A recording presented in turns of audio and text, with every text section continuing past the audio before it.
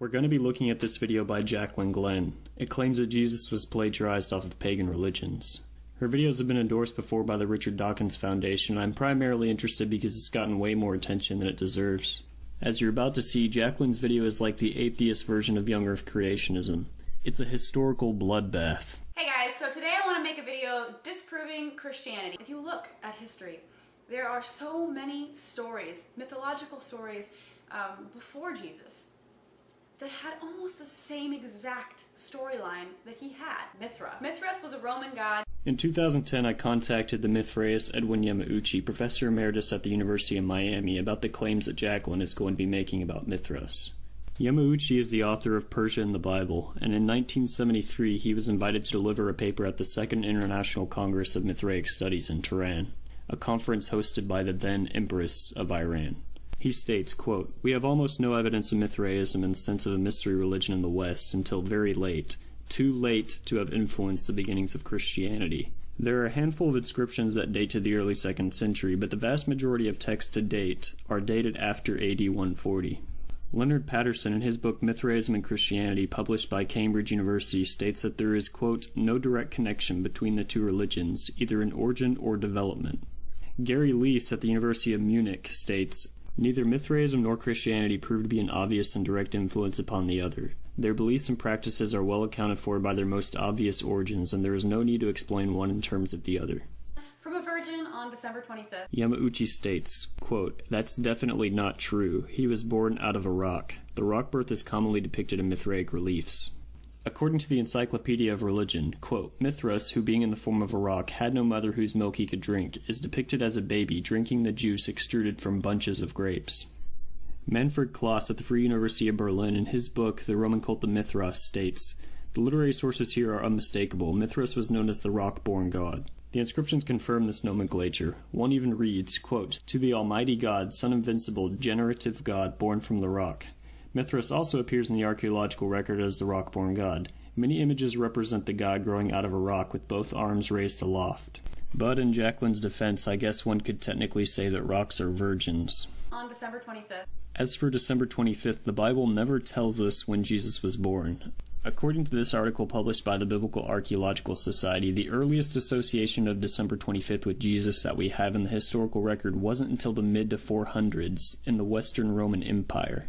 He died for our sins so that sinners could have everlasting life. But of course, he was resurrected from the dead. Yamauchi states, "We don't know anything about the death of Mithras. We have a lot of monuments, but we have almost no evidence because this was a secret religion. But I know of no reference to a supposed death and resurrection." Richard Gordon at the University of Erfurt, in his book Image and Value in the Greco-Roman World, declares that there was, quote, "no death of Mithras, and so there can't be a resurrection." He also had 12 disciples, and they also had a Last Supper before he died. The earliest origin of this internet myth that I've been able to find is the 19th century theosophist, crank historian Godfrey Higgins, where he states it without a source.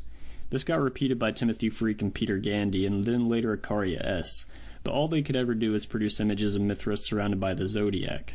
The reality is Jesus' 12 disciples were actually derived as a symbolic representation of the 12 tribes of Israel. Crazy, right? The 12 tribes couldn't have been derived from something like Roman Mithras worship or the zodiac's 12 divisions because we have Torah source material that mentions them at least before the 9th century. This is something that the atheist historian Richard Carrier has pointed out.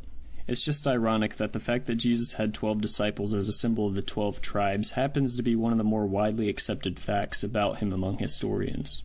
I'll link an article I wrote against a Salon piece where I quote 3 New Testament scholars that state this. The people who used to worship this god would have symbolic meals of his flesh and blood. I can only assume that Jaclyn's source is referring to a sacrifice of a bull which was called the Torah Bullium. Again, the dating is way too late, only first attested in the mid-2nd century. When Richard Carrier, the atheist historian, was asked this on the Infidel Guy radio show, this was his response. Just in general, I see no reason to believe the Christian Eucharist is a copy of any pagan ritual per se. I think it's far more likely that it's a clever modification of Jewish sacrificial theology. And though it resembles many pagan ideas, these ideas were actually common throughout ancient Near Eastern cultures, including Judaism, for centuries before the Common Era. So you don't really have to look any farther than Judaism and its pre-Christian pagan influences to find where these ideas come from. it's not a question of like literal direct borrowing from any particular cult. I mean, it's not like Christians went and studied Mithraism and said, oh, we're going to make a religion based on this. That's Right. not how it happened. And I'd say that applies to all parallels that are shown between Jesus and other pagan deities. I mean, I think we need to first look for a full and sufficient basis already in Hellenized Jewish thought. But anyways, the next god I want to talk to you about is Krishna. Here are a few things that they had in common. Both the son of God, both sent from heaven to earth in the form of a man, both called the Savior. Richard Carrier and scholars like Benjamin Walker have pointed out that Hindu texts like the Bhagavata Purana and the Harivamsa, written around the 6th to 7th centuries AD, do in fact synchronize certain Christian ideas with Hindu religion. Those late parallels are in part what Jaclyn's sources will be referring to. But here's a challenge. Of the thousands of scholars publishing, quote me a single living New Testament or historical Jesus scholar holding a university position on the face of the planet that thinks that Krishna worship was a source influence on the historical Jesus. Name a single one. Do you seriously believe that a first century Pharisee like Paul got his idea about a crucified Messiah literally over 2,000 miles away from a blue guy in a polytheistic pantheon? Especially considering our undisputed Paulines like Galatians claim that Paul knew Jesus' own brother, James, and spent time with some of the disciples. His adoptive father was a human and a carpenter. Keith Thompson claims that he contacted Vasudha Narayanan, a distinguished professor of religion with a PhD in Hinduism at the University of Bombay, and he asked her about this claim regarding Krishna. Quote, to the best of my knowledge, his father was not a carpenter, more like a prince. I can't imagine why people would sit back and cook up all these conspiracies. She also made it clear that Krishna's mother Devaki wasn't a virgin, since she was married to Vasudeva, and the whole myth centers around Krishna escaping the infanticide imposed on his 7 older siblings. The second person of the Trinity. Your sources are talking about something called the Hindu Trimurti. The Trimurti shows up in a few places in the Puranas, which are composed hundreds of years after the Christian doctrine of the Trinity had already been established. We know where Jews got their Trinity doctrine from. Scholars like Daniel Boyarin and Benjamin Sommer have shown that it is an extension of Second Temple Semitic divine fluidity, specifically Shekinah embodiment theology. Imagine my shock. Christianity developed out of Second Temple Jewish theology. I'm sorry if that's boring. Both celebrated a Last Supper. Both forgave his enemies. Both descended into hell and were resurrected. Many people witnessed their ascensions into heaven. Dr. Edwin Bryant, professor of Hinduism at Rutgers University, is the translator of the Bhagavata Purana for Penguin World Classics.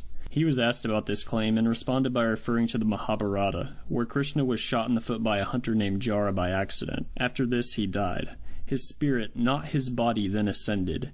Bryant stated that there was no resurrection and that his followers who came to see him could not see his spirit ascending. Horus. It was a god that was written about in the Egyptian Book of the Dead in 1280 BC, and here are some of the similarities. First of all, he was a son of God. Some people disagree whether or not he was born of a virgin, but that's in some stories of him. Cite me a single Egyptian text that says this. Find me a single living Egyptologist on the planet holding a university position in the field of Egyptology who says this.